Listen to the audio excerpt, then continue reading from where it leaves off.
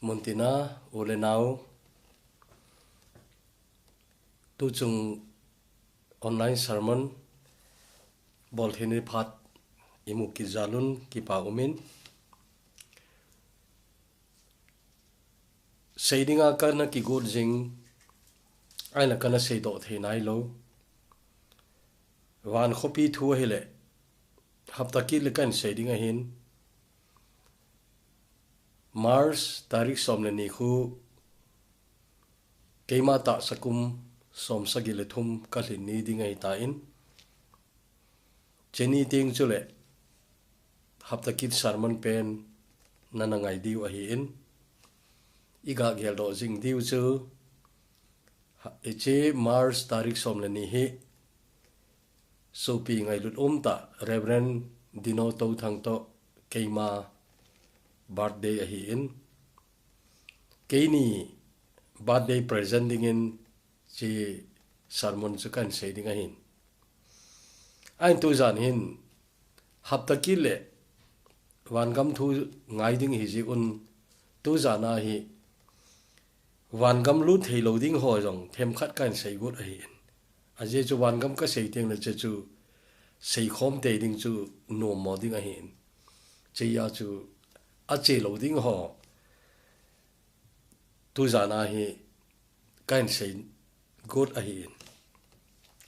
Bible chang hin siming kating thupon bung som ni le khat chang khna pa chang sagi khui simai le he che wan tha le tha ti thu cho hong ki sein ai la cha lu lo ding ho chu chang gi na hong ki koi khel khel hin che iga ge lai le num lo num pu in a je chu ki pa na thungin cha abba na hong ki zom ding a hin chu ti jing lai chun chang gi na hin hi ti na ki suni nai a hin mi ki cha se ho ta san nei lo ho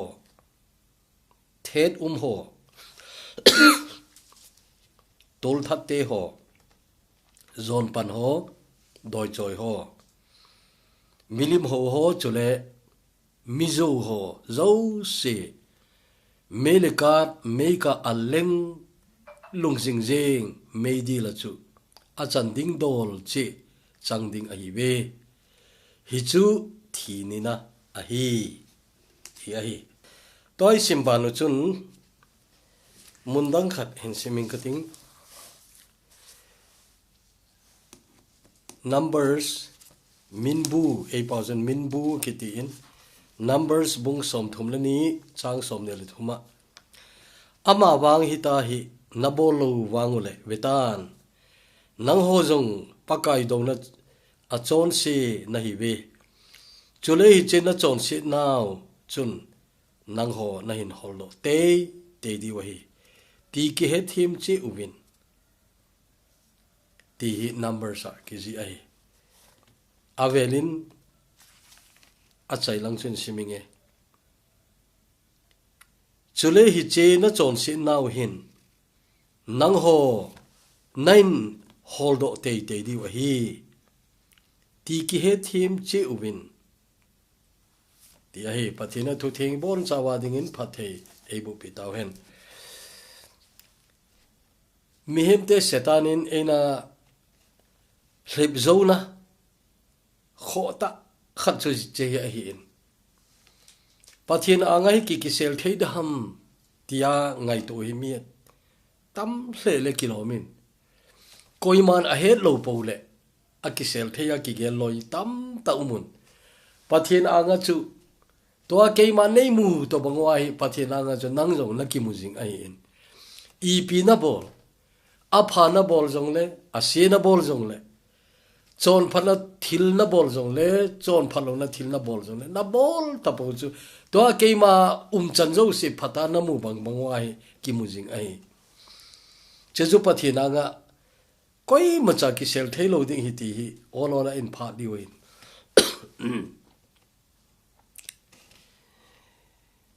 Adam akise lai chun a Bible cha jo simla chin nui zat jong lewa hi aje chui piam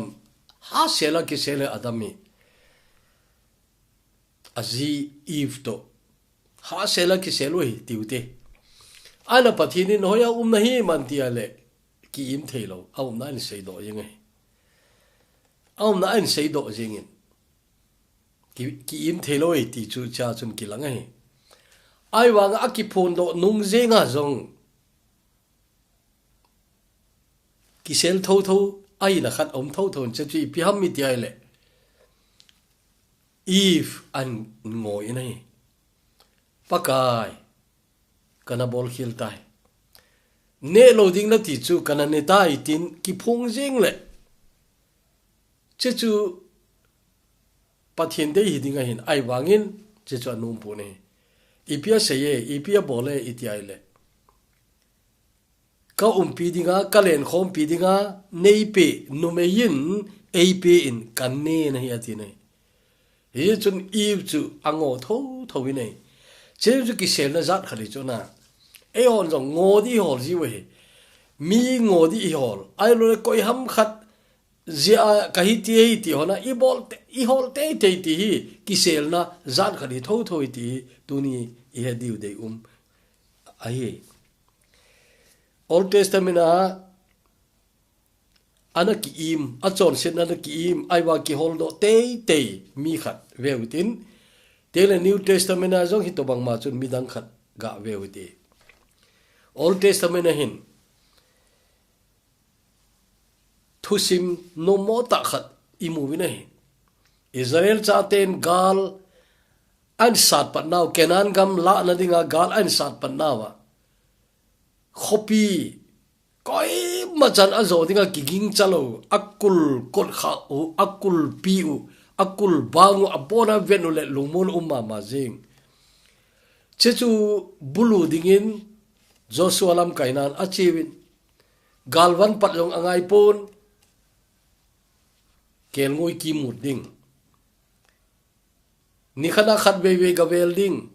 ani sagi ni achu sagi be ding cha chu kolbang ho chim hading hin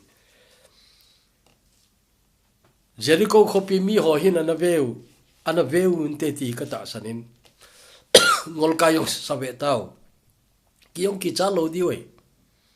ai wanga pathin ti bang chun agom lam seding in che khopi chu pai tanan la taw ni ai wangin hicha thusim no mo ta khat chu akan kitipa hin thil tamta avet lel ho che chu ama dingin anaki sel gu ta in sanadangka sumle pai ho chu ama dingin anaki sel gu ta in hi ai che jo chun ai khopi bulu dinga chewai le Jericho to te dinga chu ai khopi chu zodi sa to bang chu ai wanga azo thei ta pu ni pathinin zona pe ta pu in hedi chun a thi jong pha be bang taw ni zo so zo lung dong le jing nei ala cha chun pathinin an sei do pe ta nahi Israela son sir ki bol chu pathinan sei ta in hedi chun akan kitipa hi ki phun lo the ta pu in heda chun ma chunga chun pathin lung ha lang chu in ain sung mi zo se do sung asep li un ane yang zo se yo hi to bang chun meya a halwam ta wi nei hecha ki halnaw mun chu sung an sep bum ki dun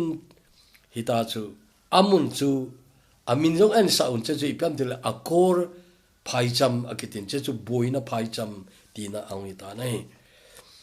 heche ekan khu veleu chen hecha phatta ki mu yeng he ipi mu ba mi ti ai le pathina nga chun koi macha ki sel theilo pathin holdo di atile chu ki sel na ji jong lo we holdo theilo ekati chu ki sel theilo holdo a te ya chu na chon se naw chun nine holdo te dinga hi ati hi che chu pathin thu a hi in che chu ingai tu ngai tu lai ta ei mi te holim na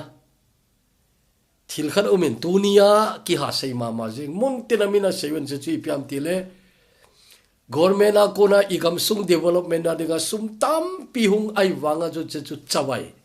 koror asanga kisim crore izar ham chawai che ju kholai holim na ai wa nga hi koina hol do ding I che nau gam hi mele ho thu chi ti da che kho adi adi ai gucha chu guchan man theloi na gucha chu guchan man tale koin athu tan da mati chuna huran babu huran bana pharadi kanana bichar togani ti jo ai cho ivena ile le se chunga hi asay no mi lo man aro asay ngam di mi lo manai tai thil se ki bole tam tai tai ki su thip ai nai ai ba I bible awang chu gel kho te ding poimo mama jing thu khat chelai no mi nai che chu ipi mu wa mi ti le mark gospel akhon hitin akimu nai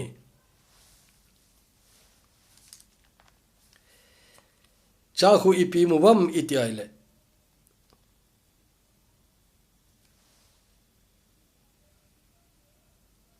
aki phong do loading aki sel gu I macha lo hidan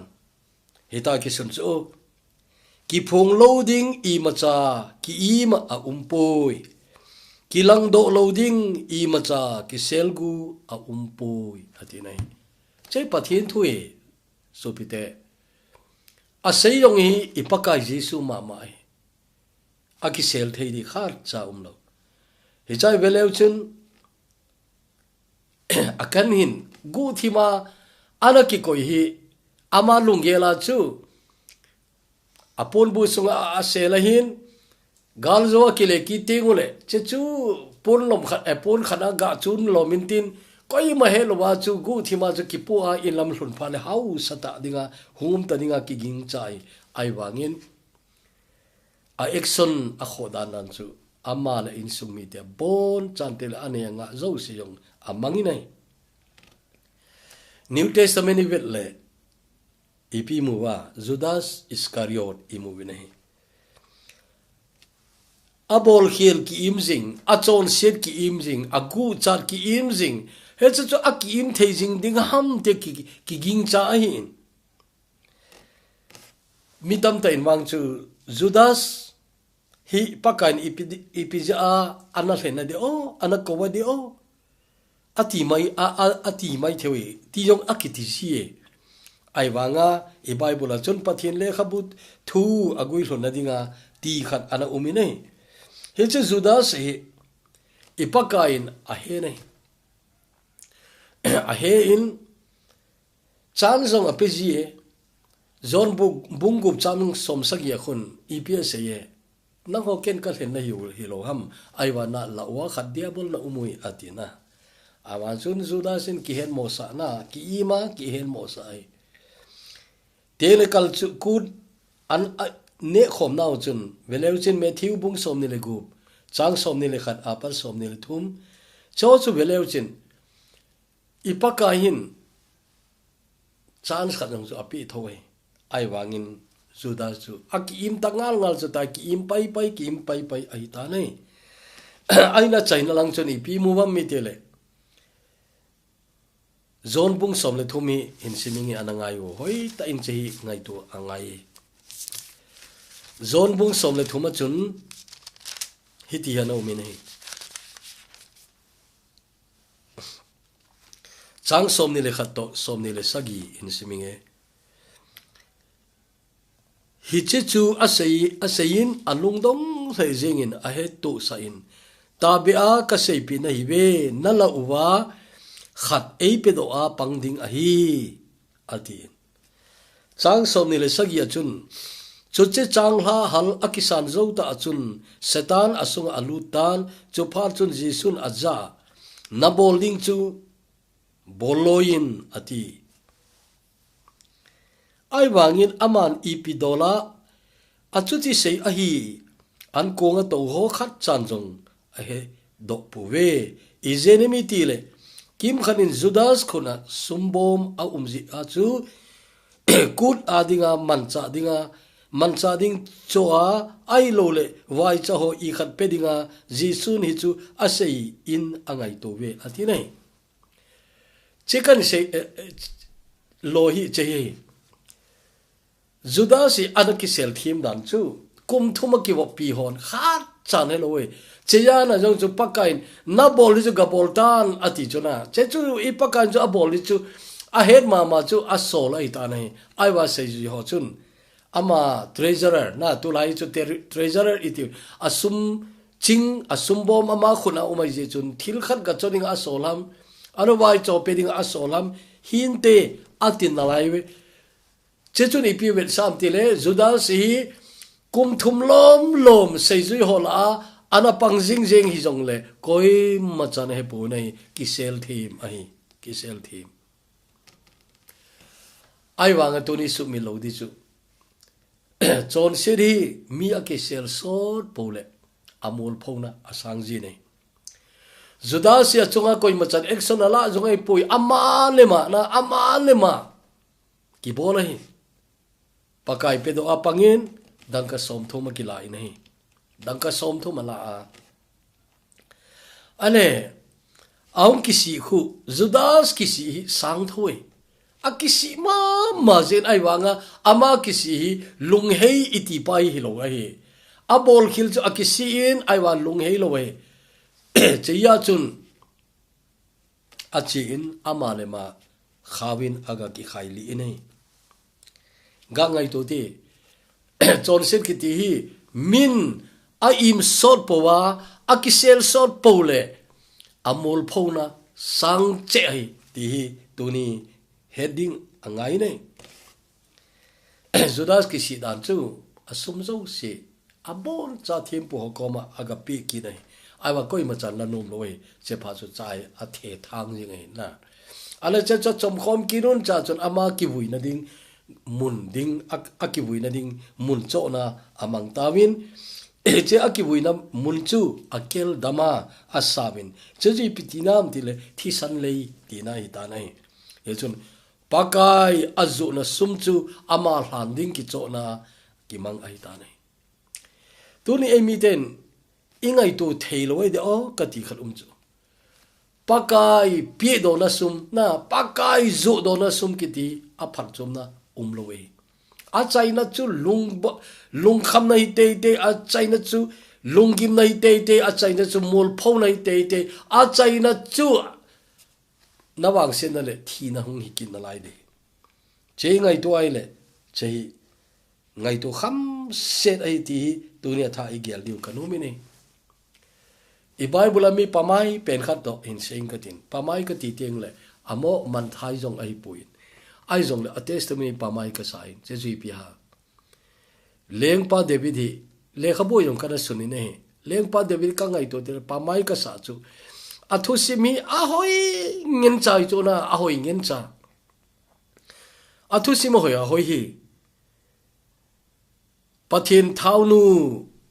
azadan ho imu wi nei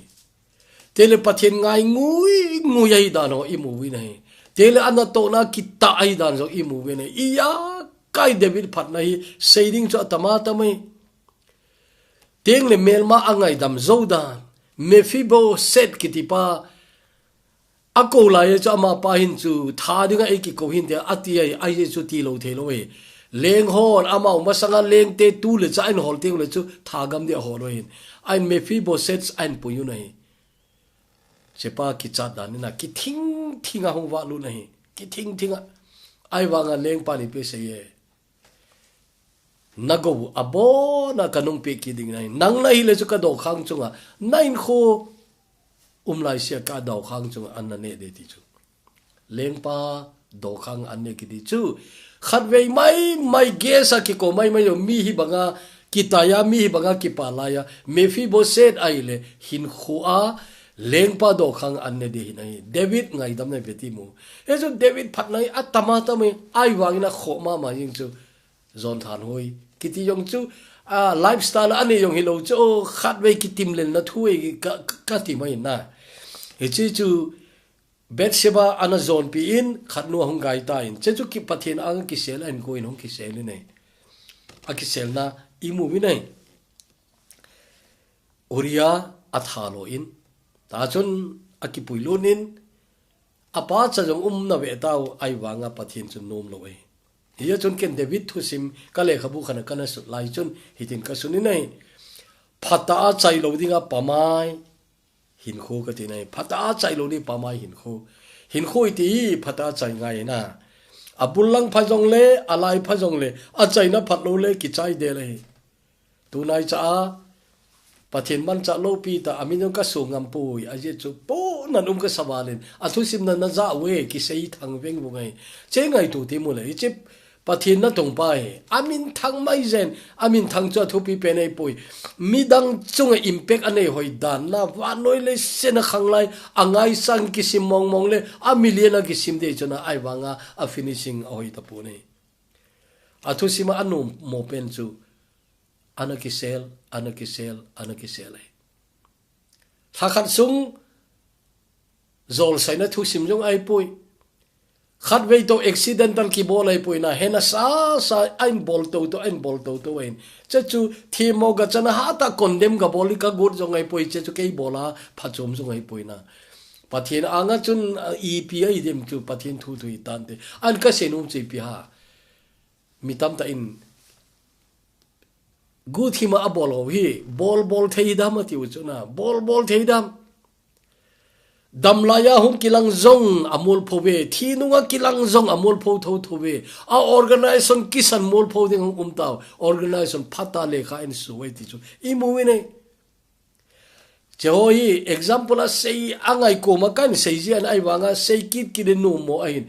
tulai holim na yong khali an pat do ko nai wanga chuken thu chu makapat pi in ta chu che thui sei jom lo kanomin aje chu pam na ki sa chu na ki sa chu hola chana tong te chu amao to ki te dinga chu eo chu koi ma cha het kham lo ki jong le na ki sa phat hoi abang khat wang chun itiham khana ein sei u negative ta ni sei nom lo jo che a chu che ho cha lo te ni chu che thui ki pat do jong le sei lo te ding na sei lo te ni te ki ngai tu ji he chu tu ni ngai tu chon sit ki bol ki ti ki sel the ya agua bol the ham ti hoi na che chu tu ni ngai tu di e de yu nei he chun David he lewang awang phain ti moi te awang phain alung ai ne hein hoi ta pathin ko mangai dam en ki thum hu Psalm 51 an sim le chen David in pathin ko mangai dam athum na hoi le jing ne tu chane Psalm 51 phatta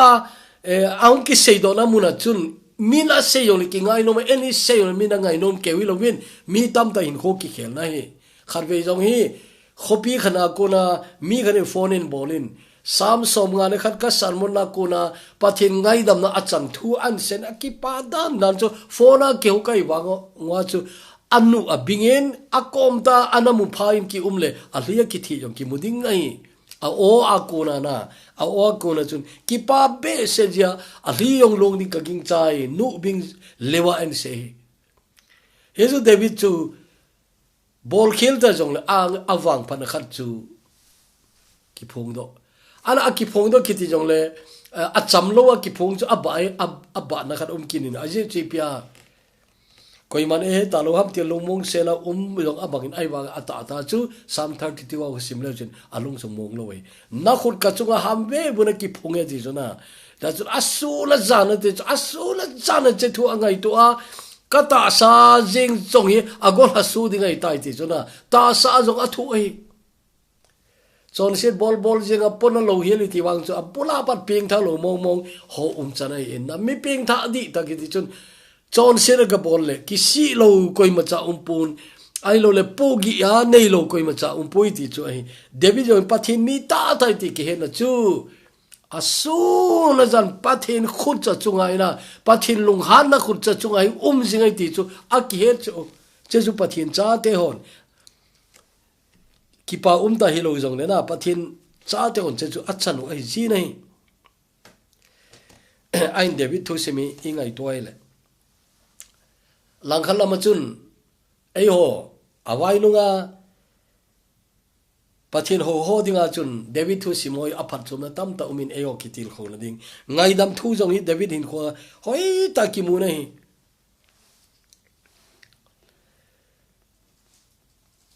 Psalm zakhat le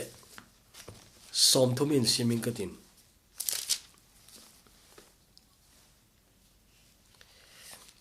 hiche la sami chu koi sut penam ti yong chu aki he thei be se pun David dinga ki koi to to a hi na ami chum khat min mong mong om lo ngal le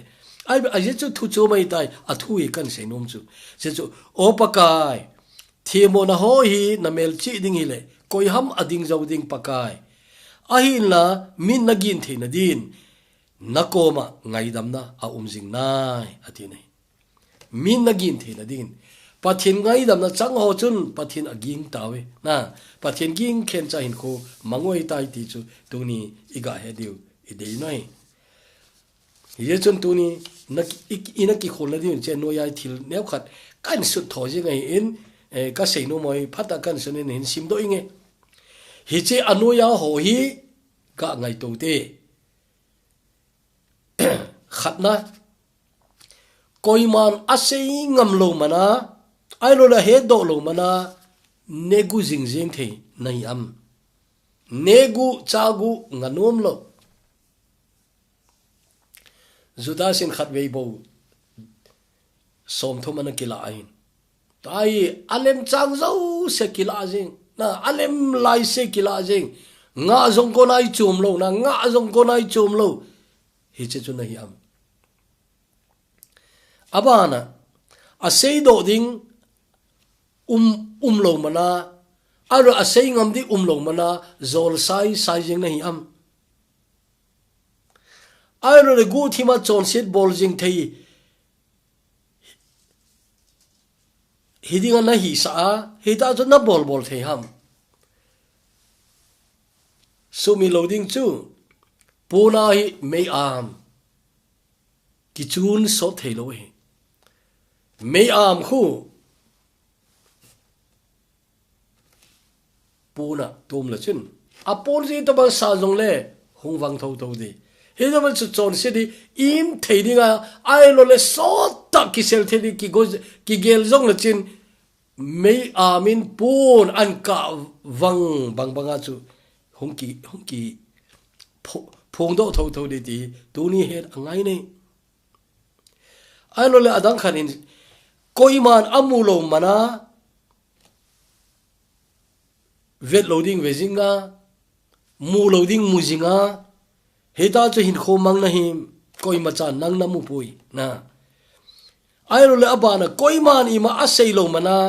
zile cha sugen thejing na hi am zile cha sugen thei ningkuma pandemic ziao lockdown na hum ki patti lai chun Europe gamun tam ta le South Africa chana mi tam ta boina chu lockdown ji ai ana to namuna tong chi thei ta lo ta in song ki kul khup je ngai le nupa achamlo ina hum khom ta achate ina hum khom ta hi cha chu mi pa ketin achate asu gen thei azia su gen thei ti thu sim tam ta umine chewang chu anawan ki tok ki phale hum phata ve ta aina ei gam wang chu zuwa kham sele zile cha sugen thei izat ki umam ti obang tu la hi tu chana na lai ale koi mani macha sei ngam lo mana alo koi machan as sei nom lo mana chu nangin nalop nop na bol ing thei ki gel na him ti ki ngai to ngai abana mi loi khali vet le gu thima mi si na ni ngai to jeng alung thimi mi si na ding mi su si na ding mi ki ngai lu ta jong chu khen te na ding na ai ro le mi ki ka tat to ata chu abang khat wa chu ho bung chan an to khaw hin ho bung chan an to khaw ho bung si na dinga thil ngai to loi ho bung si na dinga alung thim mang loi mi tam ta umin kamu in tu lai a kho the nei hobung sem phat hi a in asu se da baya bai chabana Judas banga pathin lengam sum anane gujing nahi am pathin lengam sum anane gujing hobung sumiti hi tam thoi adia gampa ma kona sum lalu thei ti oi accountability hoi ta nei lo min pathin le gam na to na dinga an thono aiwa aman personal ama de ki man jong ikama tam ta tai ti chu mi tam ta ni hen wa hi choi ki bol the jing the ham ti ngai tu ngai Judas kum thom bo wai Judas heche business a hin kho mat hina very dirty business tuma sang zep chun igam sung chan tam ta panel discussion akibol na achun civil hospital Churuchanpura CT scan kisu chat vai thu pu upaje lungdimin an seidoin hechen seido hi lam kami pi kewilo eimi te ho tam ta in ana zathei ma jingun na ana he thei ma jingun to ai mi holim nai chu to hi e civil hospital iti lela eimi ngen cha thu nei na mu nei nei ai wanga hi bang thilo chu mangjing puzel lungni ma sei chula awan khat wang chu mizoram ma hlung tai ki ti chu cho chu koi mana sei ngam lo jong hi mai thi a he chu min he de na choi he lowa ki bol the lo mai thi a he chu mi de awa a sei ngam di lo ai le mi a sei ngam di a lo po le a so cha yeng the na ki koi ham na ti ki ngai tu ngai Judas mul phoi akan mul phoi nala lo ding nala ile akan chon se na ju nang na bol ai na nangai lo na kila na ki sel gu na nangai lo tulai gam se ivel long set akium dan jana akuna power choi ho a pen mu a dei ki su the ho in sum a chin na ding hlung talowa ama ade ki kai lut jeng ama de ki loi lut jeng che chu aman in nom ta ki sa che chu athil so diga pastor reverend ko ki na lai we za chan dani na che chu idin munoi pastor jong hin he sa iga bol ji ham ka ti chu mai cham i vet le lu ham tio yong ngai tu ngai in ki sap abang khari chu pastor jing in kein wang thin so na kan bol thelo de atingam de hi ki ta le kan op he Churuchanpura chu tai na tai pastor loi khat wa chon howin sung announce a bol jing we theng lowa thil ki bol ki ta po wa mai cham na bolo jong le ke wang chu ka hung lo de ti thei pastor jong izat tai na che ho yong hi ngai tu kham se de igamu hin a chai nei sei tange so pite phat so nei talo hi be phat so nei talo hi be hi je ju na phat sun cha hin pathin ko ma thu pha ki choin lang pathin ko ma ngai dam ki thu min lang teng le na phat na lai asaw achom I het lo he chin na phat na lai chom cha khat cha hi jing jong le pathin dei bol nan mang tau te ka ti na pathin dei bol na mang tau te phat I chani nei di het lo che vel tam ta kan se he jun tu ni message ka sei nom be set lo khat ai in I was say te ngai Churuchanpur District Public Leader Seminar ati wa jong cheho kaga se sumi izat mong ide yu ham ti I public leader ho ka doi amo kom ka se chu ke ki ti phar so nei talo mai the kahin heje chun pathin kom kal hun teng le chance khujat pi kapia I bola seidi ka tion na seilo ham pathin 80 din nom lo kai ka tia kana se ya jung che hi koi man a sei nom lo ai wanga ilunga pathin burden APL sei do lo thelo ai hapta ki le ka sei banga chu wan khopi kan sei dei ja chu cha lut thelo ding chu chemuna sei di chu hungno mo intin che je tu ja nai he chi gama chu ilu the na digun he che muna chu ilu the na digun tunin ki kholu the lungsen manata sanwang ho hingi we ti bible chang khu bai thedin kila hi lo chang som na vel efesia bung ni chang ge chang ko ho che thu chu mai ana chang som na vel ale thil pha bol linga ho hinga umi bi nai he chu mi hu ina achang tai hu ina kisan mo tai ti he thina bai pen chu thil pha mina bol taw ne thil phalo min an dal taw ne pole kha do vele chen masanga hi to bangna na hi bin tun wa hi ti na hi tawi ti khu a sei khen chat ing khola he chu bible chang khat mai ki mo kinet pi da in ka ti chona bible chang khat se kinet pi da in akizom ven efesia kho bona vet ngai changge changko efesi bungni changge changko chu abaya ba ju huing ne jo baya bai chu ai wanga hoi ta da sim su ai le ta san cha chu hung ki he masanga tu a ta sei khen chat chanina black and white akiba lo bangai ki banglo masang lai thil tu pha thil pathin cha hi masang thil pathin cha hi nong thil nanga akichi lo ai le wan khopia chu chan na nei lo mai thi nalu lo mai thi ti tu ni ingai to ri ide yu nei aje chu alu lo de ho hoi ta se yin e che chu mi ki cha se ho ta san nei lo ho thet ho tol that ho zon pan ho doi choi ho milim ho chule mizo ho atina mizo ti chu tai sai corruption ro se zo wi lo na corruption ki ti chu adi ki bola corruption ngai lo he corruption ti te le zo ti na na zo na sun zo na sei georgia chu sum tam ta na nga hi lo na ki za che chu zo hi lo ha na e chun pathini muchin ta ta le chin to na ina hi na chen nom lo mai the a ye chu thieng lo chula thieng lo we he chun tu nin pathini ki chep na hi puin pathin thu jong hi itai baita ki le bi na hi lo we phata khol tu ngai na ai je phar khatil pakai keiman nang ho ka he pui thil se bol ho ka ko ma pat chi tawin na ati di yo mi hung le kilome hi ja chu tu zana hi achom lama isei chu na chon se na in nine holdo te ding a hi ngal le na chon se na nang na holdo ma sangin nangin na chon se na ki holdo in la pakai koma pedo in lang ngai dam ki thumin lang adei bowling ki golachin anun nom na hi ding hi pathine thu theng bon chawa dingin phathe ibu pitawen tawte hepa lungsi thim pathin tu zan hin hi chen na thu lopi ta gi sal na jong hi ka het ma sa te no na dei ho pakai na le khabu thinga ana umi nei tuni hin chehi na sa mo ka koi thei lo diu a hi in long se ta in che thua konin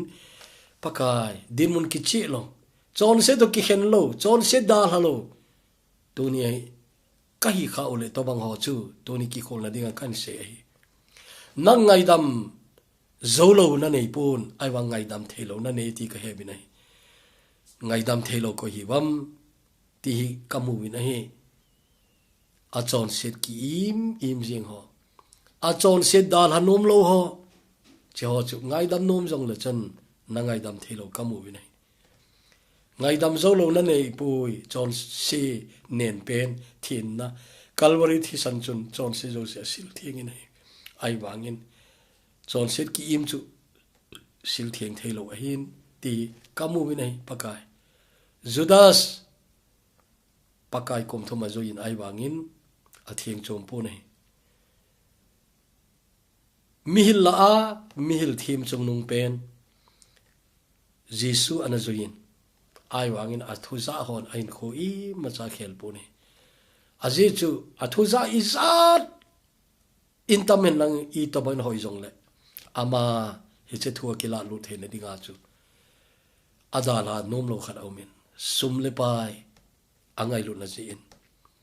achai chaina pakai akizo lo kin na lain ain la a than ling cho na bo ang pangki ta nai to ni mi hem ten ka he thiam lo ji je un pakai sumi ka nei po le ka long layu hidam ka ti wen ai wang achai na kamu tingole kisi jong le wang phachom ta lo de awai ge masanga he chelongel ti tai po theding nang man ne ki thupi diwin